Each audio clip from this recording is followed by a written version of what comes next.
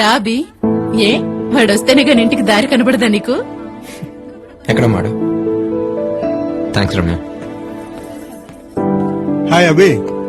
Hi uncle. Hi.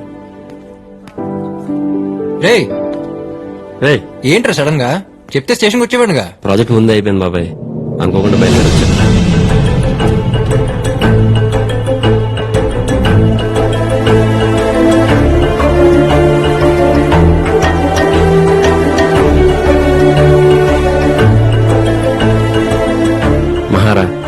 మహా అభి నా best friend.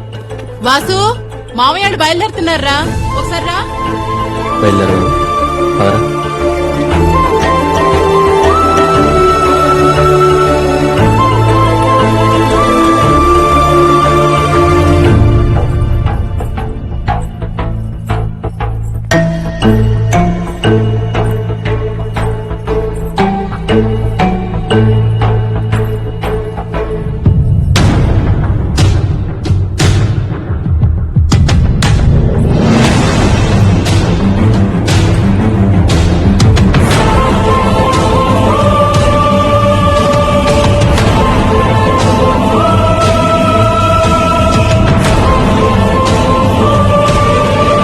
ఎలాగో ఆడికి 2 నెలల్లో ఉద్యోగం వచ్చేస్తుంది.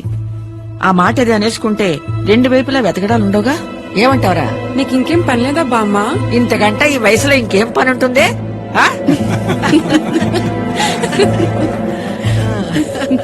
చెప్పేందుకు ఏం జరగలేదురా. లాస్ట్ ఇయర్ పెళ్లికి వెళ్ళాను కదా ఇంట్లో వాళ్ళతో, మహా వాళ్ళ అన్నైతే. చాలా రోజుల తర్వాత మళ్ళీ తను నేను అక్కడే చూశాను. అప్పుడెప్పుడో వచ్చిన మిస్అండర్స్టాండింగ్ వల్ల మాటలేము మా ఫ్యామిలీస్ మధ్య. ఆ పెళ్లిలో మా బామ్మ ఎమోషనల్ పర్ఫార్మెన్స్ కి అందరూ సరెండర్. ఆ తర్వాత అకేషనల్ గా ఫ్యామిలీస్ కలవటం, మాట్లాడుకోవటం ఇలా చాలా జరిగాయి. మహాన్ చూసిన తక్కువ సార్లు మాట్లాడుకుని చాలా తక్కువ మాటలు, కానీ ఎందుకో తెలియదు తను నాకు బాగా నచ్చింది. తన గురించి నాలో నేను ఎలా అనుకోవటం తప్ప ఇలా అనుకుంటున్నాను మహాకి ఏమాత్రం తెలియదు. లక్కో గాడ్స్ గ్రేస్ మా ఎవ్రీథింగ్ లుక్స్ పాజిటివ్. నా విషయంలో ఇద్దరు ఫ్యామిలీస్ చాలా హ్యాపీ. నాలాంటి ఆలోచన తనకే ఉంటే అసలు ప్రాబ్లం లేదురా. బట్ తన మనసులో ఏముందో తెలియాలిగా. చూద్దాం. సర్లే, నా సంగతి అలా ఉంచు. నువ్వు లవ్లో పట్టవేంటరా? ఎవరా అమ్మాయి? నా పరిచయం చేయవా?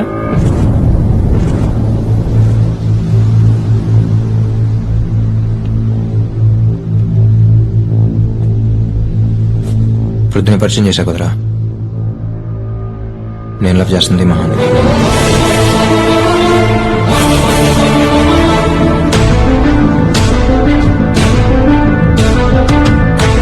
రే నువ్వు మహాన్ లవ్ చేస్తున్నావు తెలియగానే నేను సైలెంట్ అయిపోయి సైడ్ అయిపోయి ఒక డ్రామా క్రియేట్ చేసి ఇలా చేయడం నా వల్ల కాదురా. పైగా నీతో నేను ఫేక్ గా ఉండలేను. అయినా ఒక అమ్మాయి అందంగా ఉందంటే 2-3 వెంట పట్టడం కామన్. తనకు లోకే చేయగానే మిగతా వాళ్ళు సైలెంట్ అయిపోట్లా. ఇది అంతే. కాకపోతే ఏంటంటే ఇక్కడ 2 ఫ్రెండ్స్ అయ్యాం, అంతే తేడా. అంటే తనంటే ఇష్టం అని మహాతో చెప్పేసేవా? ఏదైనా ఫస్ట్ నీకే కదరా చెప్తాను. నేనంటే ఇష్టం అని తెలుసు, కానీ అది లవ్ అని కాన్ఫిడెంట్ గా నేనే చెప్పలేనురా. ఇంచుమించు 2 సిచ్యువేషన్ ఒకటే. తన మనసులో ఏముందో తెలియాలంటే ముందు మన మనసులో ఏముందో తనకు తెలియాలి. అయితే ఇప్పుడు ఏం చేద్దాం?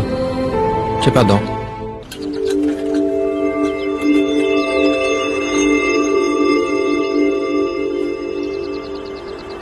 అలా క్యాపుచినో. Okay sir. నాకు అదే. Okay. 1 cold coffee with whipped cream, ice blended, not crushed. Okay ma'am. వెళ్ళేంత వరకు డాడీ మమ్మీలు ఇద్దరు నీ గురించే మాట్లాడుకున్నారు.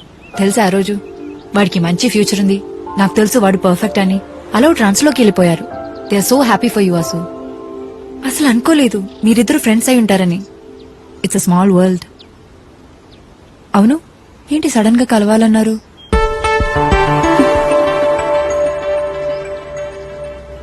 ఓ వారం, నెల ఆ తర్వాత చెప్పాలనుకుందే మహా. కానీ ఇప్పటికిప్పుడు ఇలా చెప్పాల్సి వస్తా అనుకోలేదు. నేను వీడు ఫ్రెండ్స్ కాకపోయి అంటే అసలు ఈ ప్రాబ్లం వచ్చేదే కాదు. కానీ ఇద్దరు ఫ్రెండ్స్ కాబట్టి మా ఇద్దరి మధ్య ఏ ప్రాబ్లం రావడం మాకు ఇష్టం లేదు. సో సో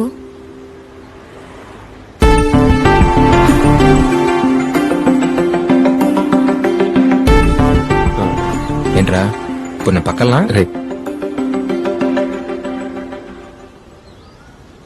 మహా ఎప్పుడైతే వీడు నేను మీ అన్నయ్య పెళ్ళి చూశాడో అప్పుడే ఫ్లాట్ నీకోసం గుండెలో గుడి చర్చు మసీదు అన్నీ కట్టేశాడు. మామూలుగా ఈడు ఒక అమ్మాయి గురించి మాట్లాడటం ఇప్పుడు వినలేదు. అలాంటిది ఎంత ఫీల్ అయి మాట్లాడింది ఫస్ట్ టైం నీ గురించి. బయటికి చెప్పట్లేదు కానీ he loves you lot.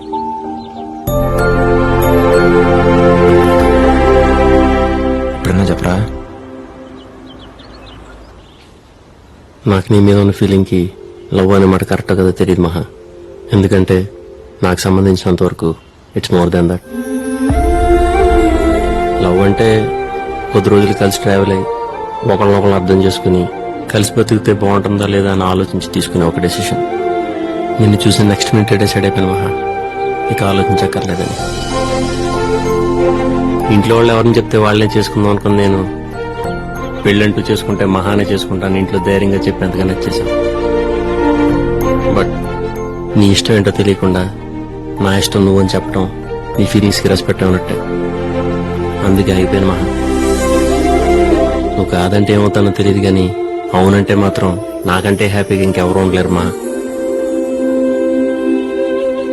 వాటమ్మా Vasu, what is అమ్మా? ఏదో ఫ్లోలో నీ గురించి అలా ఫీల్ అయ్యాను కానీ వీళ్ళు ఎంత ఫీలింగ్ ఉందని నిజంగా నేను అనుకోలేదు మహా.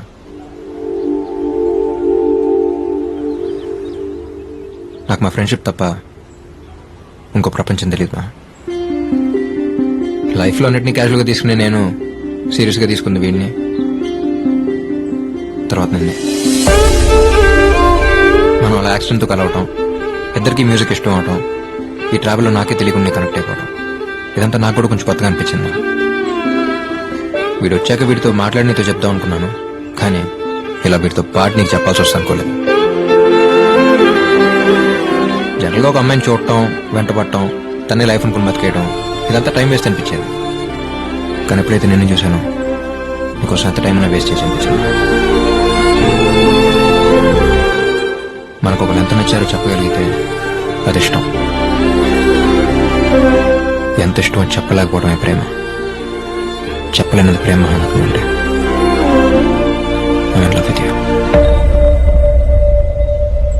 నువ్వు అవునన్నా కాదన్నా రేపు నా ఫ్యూచర్ ఏదైనా you'll always be A part of my life.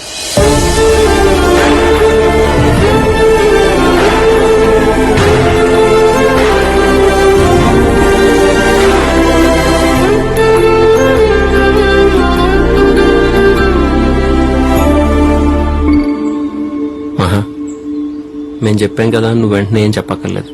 Take your own time. నీకు ఎప్పుడు చెప్పాలనిపిస్తే అప్పుడే చెప్పు. నీ అంతటి నువ్వు చెప్పేంత వరకు ఈ టాపిక్ గురించి నీతో అసలు డిస్కస్ చేయం.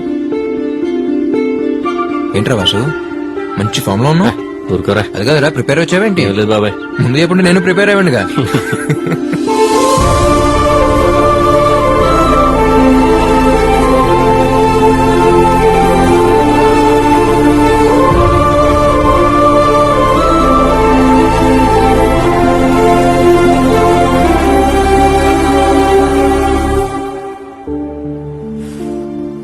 అయినా ఇద్దరు ఒకేసారి ప్రపోజ్ చేయడం ఏంటి?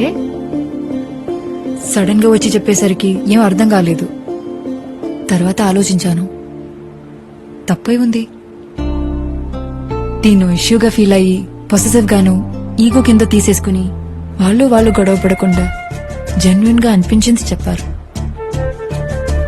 వాళ్ళు ఫ్రెండ్షిప్ కి ఎంత రెస్పెక్ట్ ఇస్తున్నారో నా మీద ఉన్న లవ్ కి కూడా అంతే రెస్పెక్ట్ ఇవ్వడం నాకు చాలా నచ్చింది. ప్రేమించే వాళ్ళు చాలా మంది ఉంటారు ఉషా, కానీ అర్థం చేసుకున్న వాళ్ళు దొరకడం చాలా కష్టం. ఆ విషయంలో వాళ్ళిద్దరూ ది బెస్ట్. ఇంతకీ నువ్వెవరిని లవ్ చేస్తున్నావు?